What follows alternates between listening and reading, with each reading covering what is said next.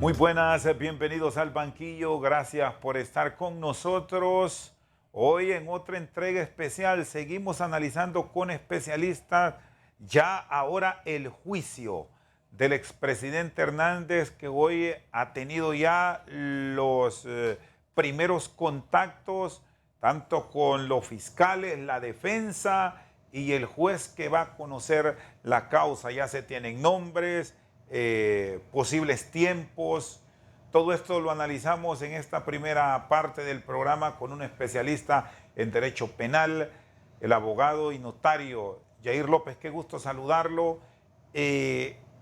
¿Cómo ha observado en principio el desarrollo de un proceso que ya a nivel internacional está en primeras planas y es considerado, junto al juicio de Joaquín Guzmán Loera, el Chapo Guzmán, como uno de los más seguidos en Estados Unidos? Buenas noches, abogado López. Buenas noches, Chendo. Un gusto de participar en su programa. Para mí es un honor. El único propósito que nos motiva a estar aquí en su programa es de contribuir con la opinión pública, sin lugar a dudas. Sí, en efecto, Chendo, este caso de Juan Orlando Hernández va a ser un caso símbolo para la Administración de Justicia de los Estados Unidos. Usted ya pudo ver el día de ayer de manera inusitada respecto de otros casos, ni el caso del señor Tony Hernández, para poner un ejemplo paralelo, despertó la reacción de las más altas autoridades del sistema de administración de justicia de Estados Unidos, hablando del tema del Departamento de Justicia, que es, en otras palabras, la Fiscalía del Estado allá en Estados Unidos.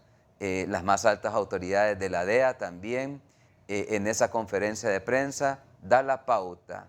Ni siquiera el señor Juan Orlando Hernández había llegado a los Estados Unidos cuando ya estaba esta conferencia de prensa y con el despliegue que la misma significó. Y obviamente el mensaje que dieron estos funcionarios públicos, muy contundente. El caso de él va a ser un caso símbolo, no solamente por la condición de él, en su condición de expresidente del Congreso Nacional de la República, en su condición de expresidente del país, sino también lo que va a significar este caso respecto de otros casos de criminalidad organizada que ocurran especialmente aquí en el Istmo Americano. Abogado López, se plantea ya por parte de especialistas en materia penal en Estados Unidos que el hecho de estar juzgando a un expresidente, a una persona que tuvo acceso a mucha información, quizás a la información más clasificada de una nación, será clave si finalmente se extiende un juicio por muchos días y entra a deliberar un jurado. Bueno, lo que va a ocurrir en esencia, yo no esperaría otra cosa, más allá de la connotación pública que el caso va a despertar. Sí, lo que notaría yo como ingrediente especial de que este caso va a tener es la abundancia probatoria con la que va a contar la Fiscalía del Distrito Sur de allá de Estados Unidos, porque según dijeron ayer estos personeros, han realizado esta investigación durante años, varios años, y evidentemente haber recogido información, según ellos, desde el año 2004, inclusive a meses recién pasados, da la importancia enorme en cuanto al contenido que va a tener esa acusación, y obviamente eso se va a reflejar en el desfile probatorio que va a tener este caso. De tal manera que a mí no me extrañaría que encontremos un despliegue especial de pruebas y evidentemente entre más pruebas tenga un juicio, más largo es la duración de las audiencias, de las sesiones, y evidentemente el trabajo del jurado va a ser un poco más importante por toda la información probatoria que tenga. De tal suerte que al final de cuentas el modelo de enjuiciamiento no va a cambiar. No vamos a ver algo distinto a lo que ocurrió en el caso del señor Tony Hernández.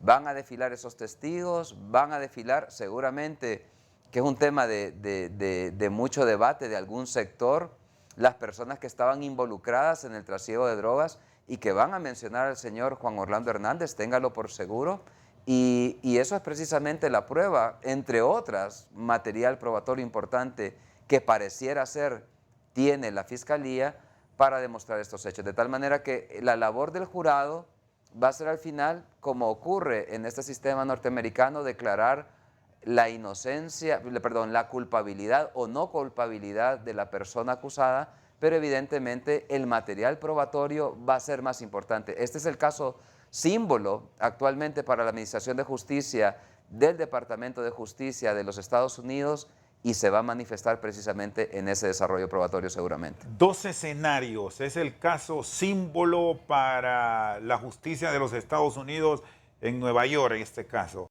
¿Y qué para la justicia de Honduras? ¿Cómo se valora este hecho de que quien fue hace 85 días atrás el presidente de esta nación hoy está enfrentando cargos por tráfico de drogas, tenencia de armas destructivas en Estados Unidos? Bueno, aquí miramos para tener puntualidad, abogado, y analizar esto. Sí. Conspiración para importar drogas a Estados Unidos, usar o portar armas de fuego y conspiración de usar o portar armas de fuego en apoyo en la conspiración para importar drogas a Estados Unidos. Bueno, ya la pregunta se ha extendido un poco y no hay ningún problema. En primer lugar, salgamos de esto primero.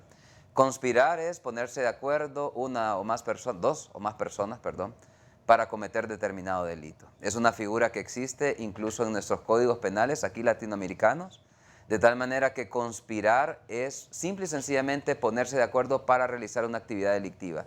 Y debe haber pruebas sobre ello.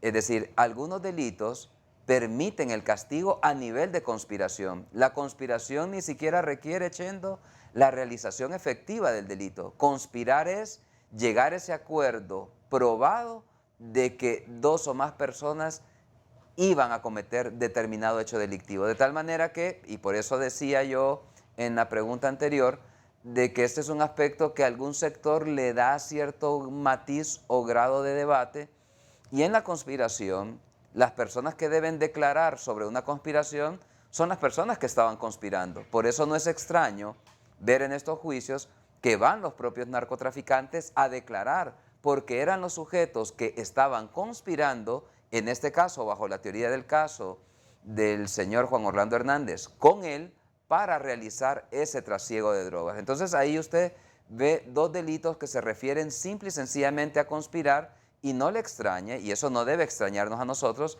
que las personas testigos de esos casos sean precisamente las personas que participaban en esa actividad delictiva. Y lo otro, Chendo, que usted me ha consultado, es cómo este caso se va a reflejar si allá es símbolo para los Estados Unidos y para las autoridades encargadas de la persecución del delito, hasta el más alto nivel que apareció ayer el fiscal general de esa nación. ¿Qué refleja para Honduras? Para mí refleja dos cosas. Creo que el caso del señor Juan Orlando Hernández y a raíz de su extradición es un punto de inflexión entre lo que no ocurrió y lo que debe ocurrir.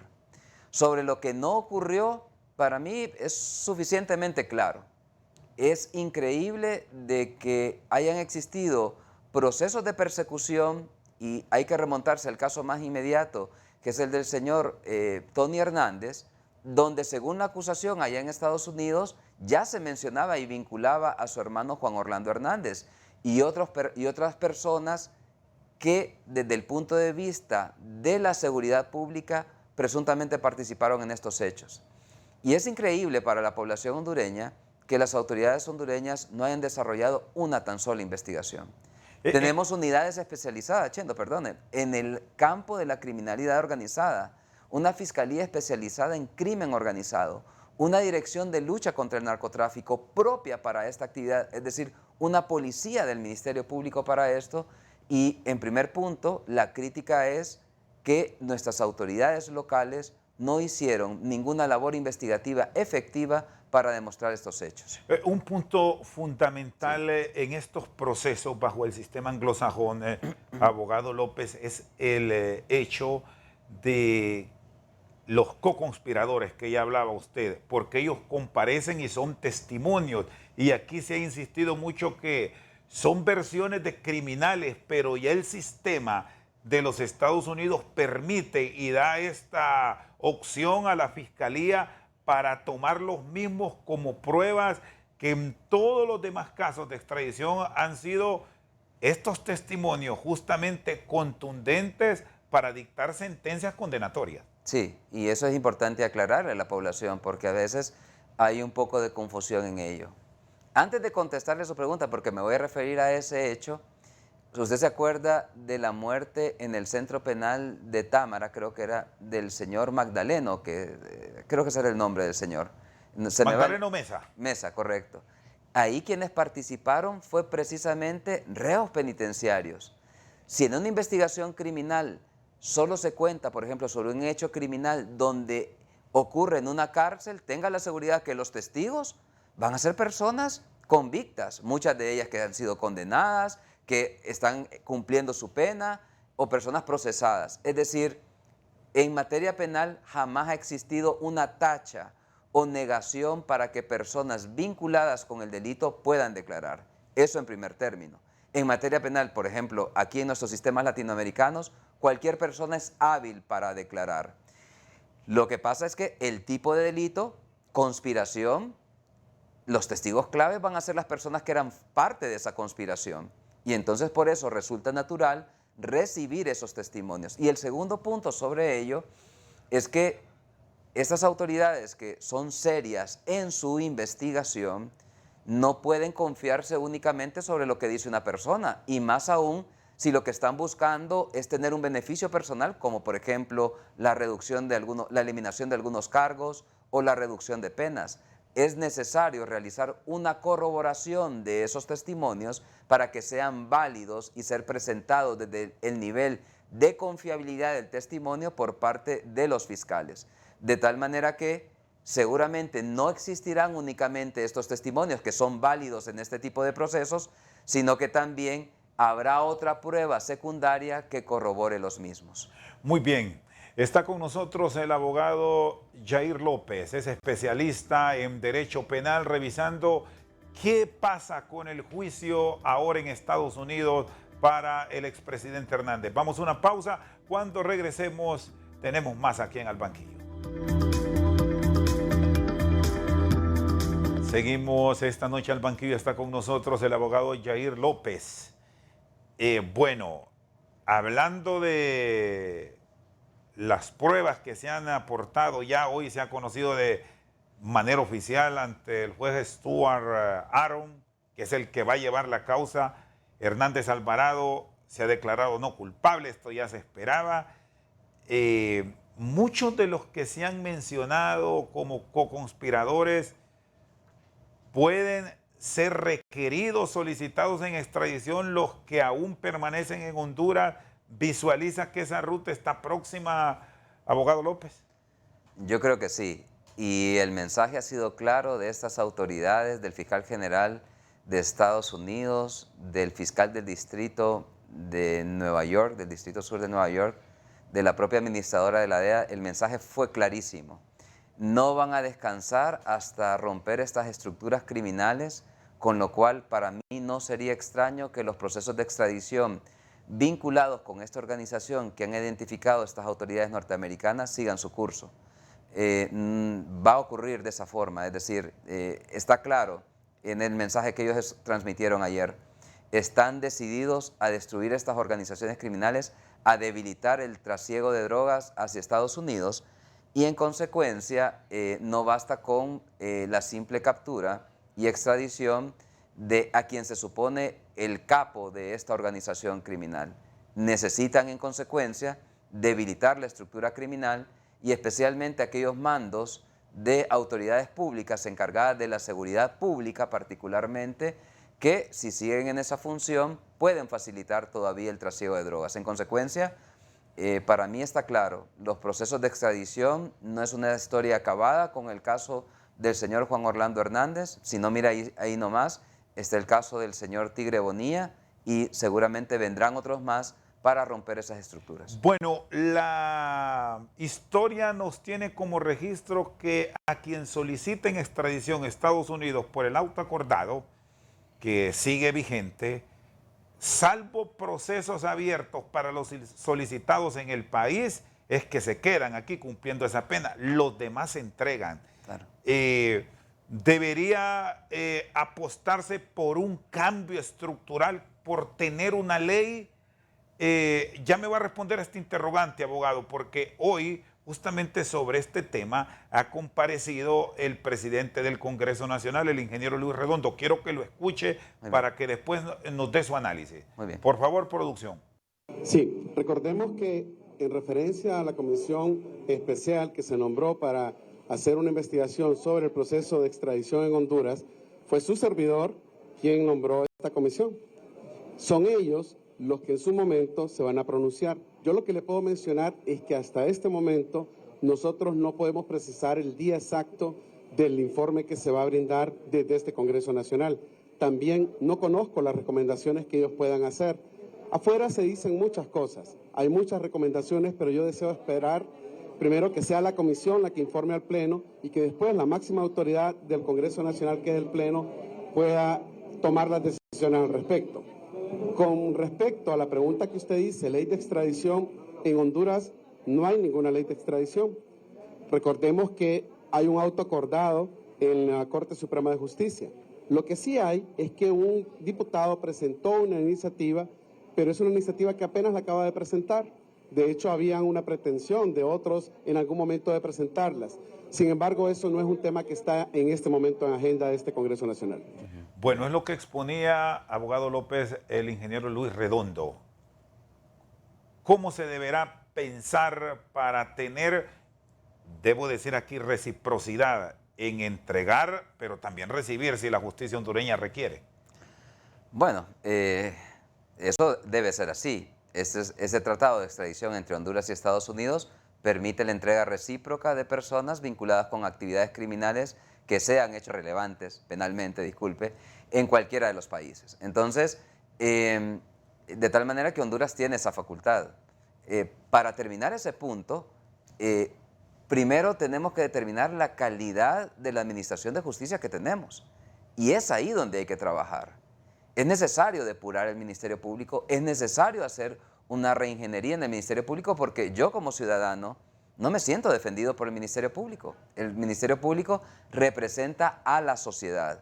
Y en estos casos graves de criminalidad organizada que generan tantas muertes de jóvenes en el país, tantas desigualdades, el tema de corrupción, el Ministerio Público está en una deuda permanente con la sociedad. En consecuencia, para que exista esa reciprocidad y para que sea efectiva con hechos penalmente relevantes, entonces primero Honduras debe ser capaz de tener una institución que con eficacia investigue los hechos y pueda deducir las responsabilidades penales. El Ministerio Público actualmente y además de ello el sistema de justicia en general no está apto a este momento para afrontar esta lucha. Eso como primer punto. Como segundo punto, y lo que ha dicho el presidente del Congreso Nacional, en primer lugar, yo estoy de acuerdo con él en que se debe esperar ese resultado de esa comisión, porque si hizo toda esta indagación en todas las autoridades vinculadas con el tema de extradición, es necesario que la comisión rinda un informe. Y me ha agradado escuchar de que va a ser rendido ante el Pleno de la Cámara. Eso significa que va a ser conocido por todos nosotros. Como todo acto público de estos servidores públicos, debe ser conocido por el pueblo. El pueblo tiene el derecho de saber qué ha pasado con esos procesos de extradición y a raíz de ahí saber si hay responsabilidades que deducir, pero además saber qué cambios hay que implementar. Entonces yo creo que es un poco apresurado en estar diciendo si es conveniente o no que existe una ley de extradición si ni siquiera hemos escuchado el parecer de esta comisión. ¿Y en qué cambiaría en realidad, abogado, tener un auto acordado que hasta ahora no ha fallado? Porque se termina siempre entregando frente a tener una normativa puntual para tener quizás jueces de extradición y no involucrar al Pleno del Poder Judicial. Me encanta su pregunta, porque ese es el punto sobre la llaga.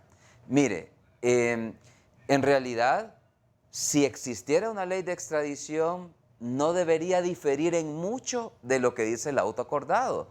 La razón es muy sencilla.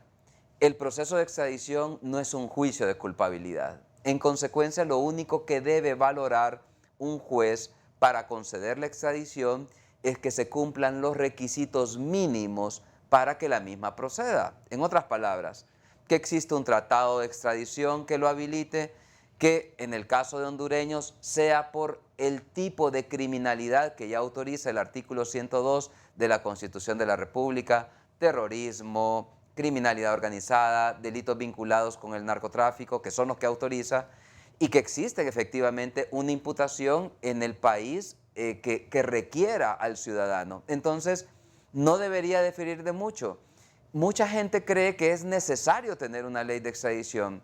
Este auto acordado fue emitido en el marco de las facultades que tiene la Corte Suprema de Justicia y tal vez tiene algunos errorcitos, si le podemos llamar así, porque para poner un ejemplo puntual y que la población entienda, permite que, por ejemplo, la defensa lleve testigos a este procedimiento. Y si usted se fija, Chendo, en este caso de Juan Orlando Hernández, su esposa fue a declarar como testigo. Y en realidad, un testimonio de esa naturaleza poco abona para decidir si debe ser una persona o no extraditada, porque lo que se requiere es establecer que existe una acusación, que sea por delitos que permite el tratado que se conceda la extradición, que no existe un proceso previo ya formulado aquí en el país en contra de esa persona. Es decir, son requisitos mínimos y ahí la gente se confunde un poco de que tal vez es necesario tener una ley de extradición para dar un proceso más garantista, si en realidad lo que se requiere bajo este convenio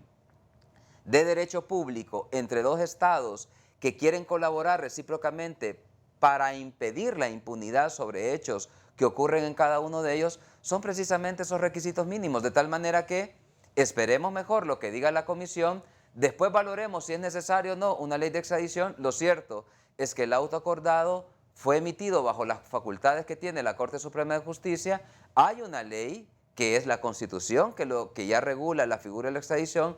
Hay otra ley más bajo que es el tratado que ya establece sus requisitos de procedibilidad y finalmente hay un auto acordado que establece el procedimiento. Posiblemente se pueda llegar incluso a la conclusión de que no es necesaria la ley. Sí, revisar el catálogo de delitos es una opción y aquí agrego algo, abogado, por el tema de Axel López, solicitado en extradición por Honduras. Eso lo ha certificado el Ministerio Público por el tema hospitales móviles, pero de Estados Unidos, y aquí algunos colegas suyos lo han ratificado en el país, no se va a entregar porque el delito de fraude no existe en el convenio, por lo tanto pensar en que llegará al país es misión imposible. No sé si usted comparte estos criterios, de ahí que se plantee posible revisión de delitos en el marco del auto acordado. Bueno, ahí es necesario aclarar. Y la pregunta es maravillosa, porque aunque existe una ley la ley de extradición que se quiere proponer respecto del auto acordado es sobre el procedimiento. Ya sobre los delitos que se permita la extradición, habría que revisar entonces el tratado de extradición entre Estados Unidos y Honduras y ver si ese catálogo de delitos es necesario ampliarlo en esa relación recíproca que tengan estos estados para, insisto, impedir la impunidad sobre este tipo de hechos. Si el delito de fraude, que es la imputación que tiene este señor, no está contemplado en el tratado, va a ser imposible conceder la extradición. Y lo mismo ocurriría a la inversa.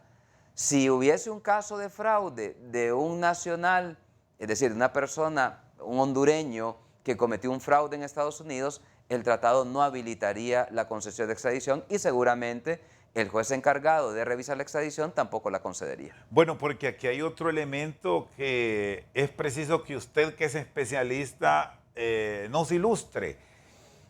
Ayer fue extraditado Hernández Alvarado, hasta hoy sí ya está procesado. Hoy ya enfrenta cargos por los cuales deberá defenderse en Estados Unidos. Hoy sí hay un hecho en su contra. Así es decir, bueno, la imputación existió de mucho antes. Nos dimos cuenta que recién él entregó su mandato y se presentó la imputación ante la corte respectiva. Lo que ha ocurrido ahora es que él ya enfrenta personalmente la justicia penal y es necesario, obviamente, su comparecencia física para ser informado de estos cargos. Y a partir de ahí, como usted bien lo señala, Chendo, empieza a correr ya el procedimiento judicial en su contra con todas las garantías de él para conocer la prueba, para preparar su defensa, para eventualmente desarrollar su prueba y para que tenga la oportunidad valiosa que él siempre estableció, de que eran simple y sencillamente actos de venganza de estos grupos criminales y que tenga esa oportunidad de demostrar esos hechos. Al final de cuentas, será un jurado el que tomará la última palabra. Muy bien, está con nosotros el experto en Derecho Penal, Jair López. Vamos a una pausa, ya venimos con más.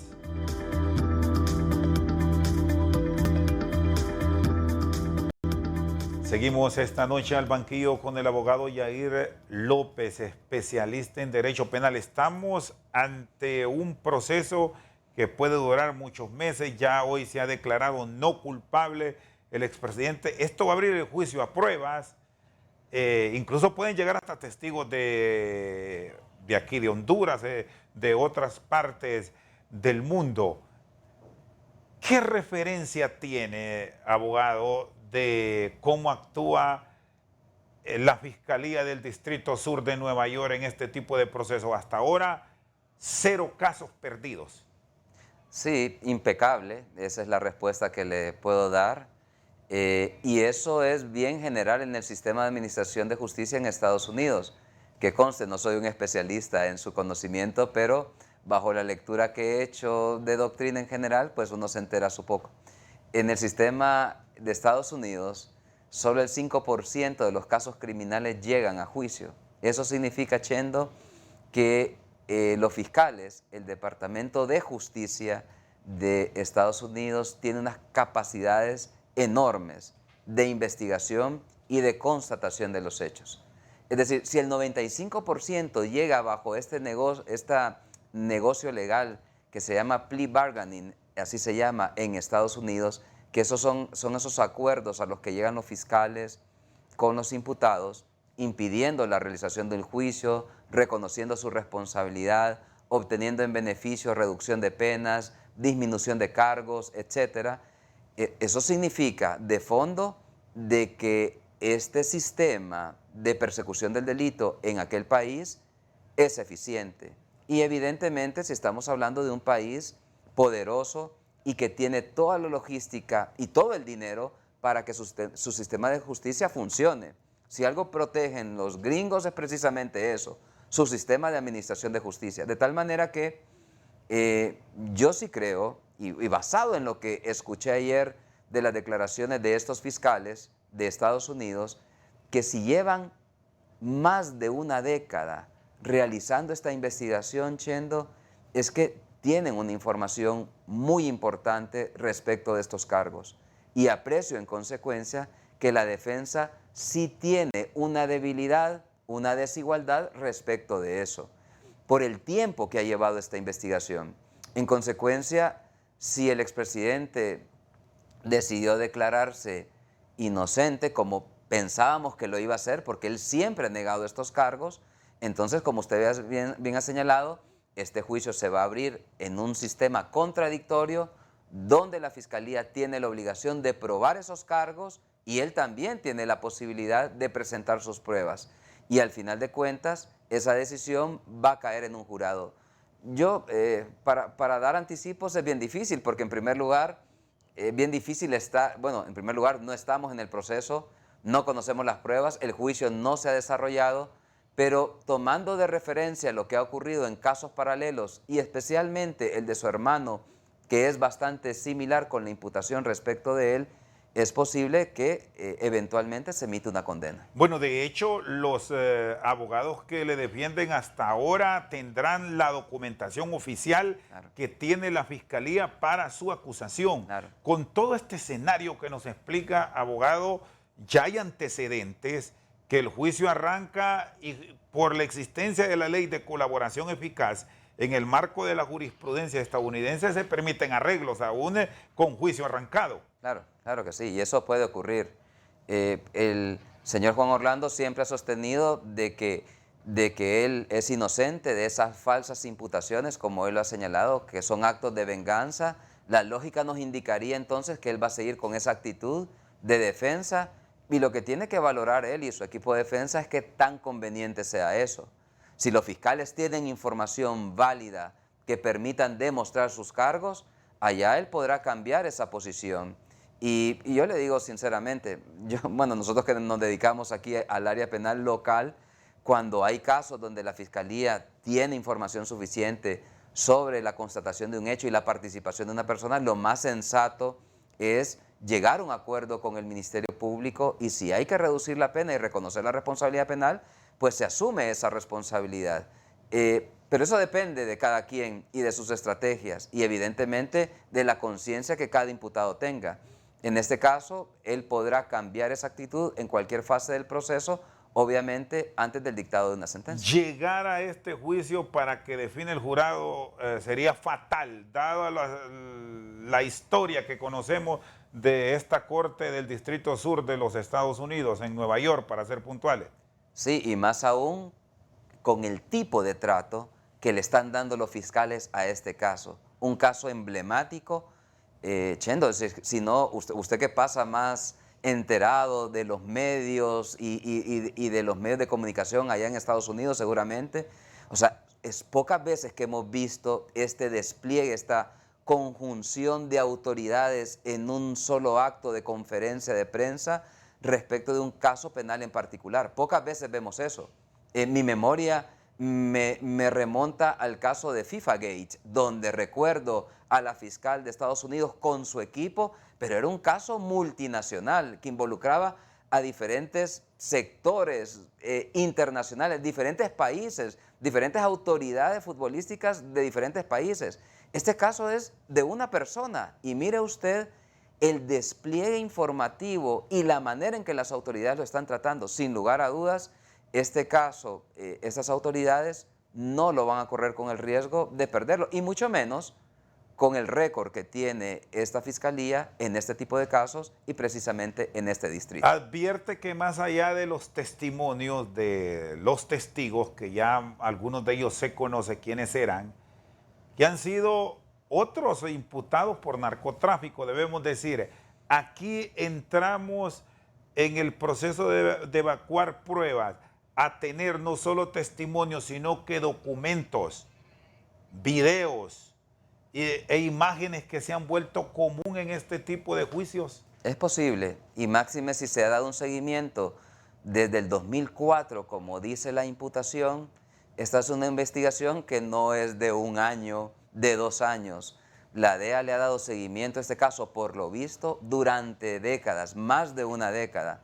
En consecuencia, a mí no me extrañaría que aparecieran otro tipo de pruebas que buscaran convencer al jurado sobre la culpabilidad del imputado.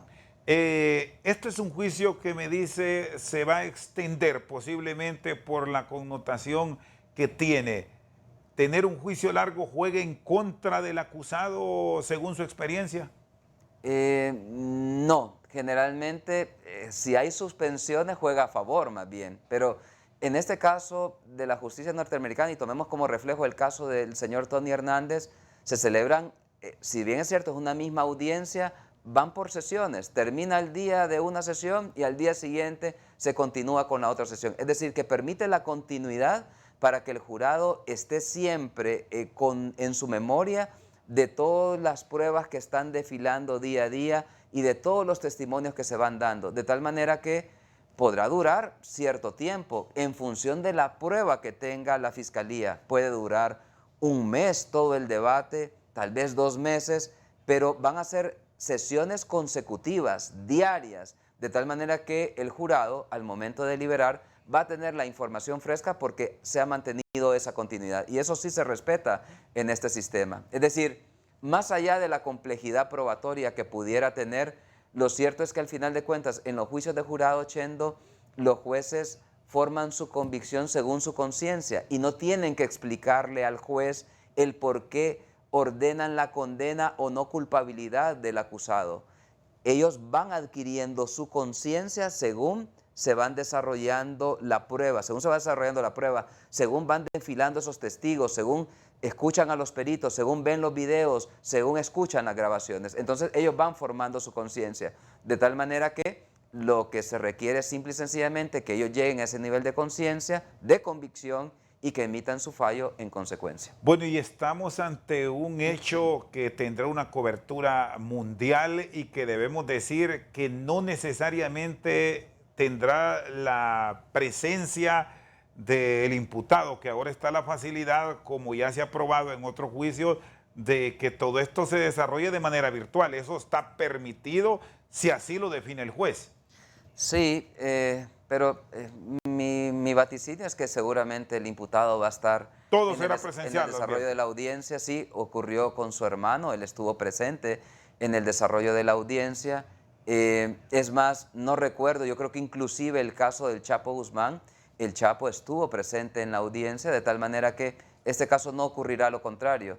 De tal manera que, y ojalá que así sea, para que él tenga la facilidad de comunicación con sus defensores que estarán ahí a su lado y pueda de una u otra manera interactuar con ellos según el desarrollo probatorio que se vaya produciendo. No está obligado a hablar. Hay, No, claro, para en el nada. desarrollo del juicio lo puede llevar solamente su defensa. Claro, así es, ¿no? Es un derecho constitucional universal y dependerá evidentemente de la estrategia de su defensa, como ocurre aquí en Honduras. En algunos casos los imputados declaran en función de la estrategia de defensa o de la teoría del caso que maneje su defensa, pero evidentemente es un derecho universal donde nadie está obligado a declarar en juicio. Bueno, vamos a la parte final. Abogado, en una eventual sentencia condenatoria, las leyes en Estados Unidos al cierto tiempo de cumplir la sentencia le permite negociar. Eso se mantiene aún como parte de la jurisprudencia estadounidense. Sí, así lo he entendido yo también, de tal manera que eso dependerá de la actitud, insistimos esto, del acusado. Y incluso, aún con el fallo, puede llegar un acuerdo de colaboración, como usted lo ha dicho, y obtener algún beneficio. Yo creo que lo más sensato en esto, Chendo, como le digo, es saber cada quien en el terreno que pisa, ¿verdad? Y si el señor Juan Orlando Hernández sabe que hay pruebas contundentes en su contra, pues debería, junto con su defensa, hacer una valoración sobre eso y tomar una actitud respecto de esa imputación. Claro, al final de cuentas, habría que ver cuál puede ser el beneficio que se le ofrece y, en consecuencia, negociar legalmente sobre ello. Pero hasta ahorita lo que vamos a ver es seguramente una oposición a la imputación formulada y seguramente, como usted bien lo ha señalado, Chendo, va a haber un desarrollo público de este proceso. Nos vamos a enterar seguramente de cada una de las sesiones y que, bueno, en aras del conocimiento judicial, aunque sea de otro país, pero son sobre hechos que nos han afectado a nosotros como hondureños, qué bueno que vamos a tener la oportunidad de conocerlos. Muy bien, está con nosotros el abogado Yair López. Vamos a una pausa, ya venimos con más.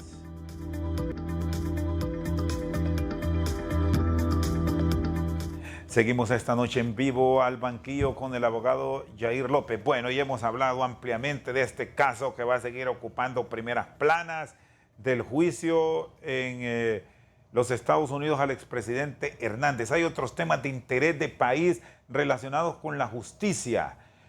Hoy se ha adelantado, abogado, que pueden haber modificaciones y esto puede ser fundamental en la aplicación de justicia de nuestro país en el proceso de selección de los proponentes y de quienes van a convertirse en los próximos meses en magistrados de la Corte Suprema de Justicia. ¿Qué expectativas tienen ustedes como litigantes, como profesionales del derecho, como hombres y mujeres que se han formado en el ejercicio de la profesión? Bueno, en principio yo tengo cierta esperanza. Ese es un proyecto de ley que ha sido propuesto a través del doctor Ángel Edmundo Orellana. Él es el actual ministro en materia de corrupción y de transparencia. En consecuencia, no me queda la menor duda, conociendo la trayectoria del doctor Orellana, de lo atinado que es precisamente esta iniciativa y seguramente de su contenido. Aunque no lo conozco, pero públicamente ya se ha revelado más o menos de qué trata. Lo que se busca es precisamente en la elección que viene el otro año de los magistrados de la Corte Suprema de Justicia y de la Fiscalía General, que como bien sabe la población, actualmente tenemos un sistema que no son elegidos directamente por el Congreso, es decir, pasan previamente por una junta nominadora, se llama en un caso, junta proponente en otro, donde hacen un análisis de todos esos candidatos que quieren ostentar estos cargos. Y en consecuencia, ese preanálisis que se hace es el que sirve para que, en el caso de la Corte Suprema, se lleve una lista de 45 ciudadanos, de los cuales se eligen 15 como magistrados. En el caso de la Fiscalía, se llevan 5 ciudadanos, de los cuales se eligen 2 como fiscal general y fiscal general adjunto. Entonces, el cambio que se quiere implementar, porque lamentablemente, Chendo, el procedimiento no se puede cambiar porque está establecido en la Constitución y para ello se requeriría una reforma a la Constitución y luego una ratificación constitucional en el siguiente año, y el procedimiento comienza este año, ya no hay tiempo para ello, es que lo que se va a cambiar es atinadamente, en primer lugar, los criterios de quienes van a ser los miembros de esas juntas previas, de la junta proponente o de la junta nominadora.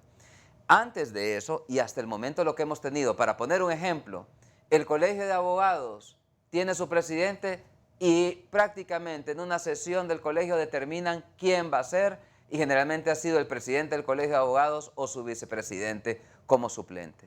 En este momento se va a cambiar. Esas personas tienen que pasar por criterios de idoneidad, es decir, que se va a calificar a los miembros de estas juntas para que no sirvan como meros nichos de los políticos, para que sirvan para proponer a determinados candidatos.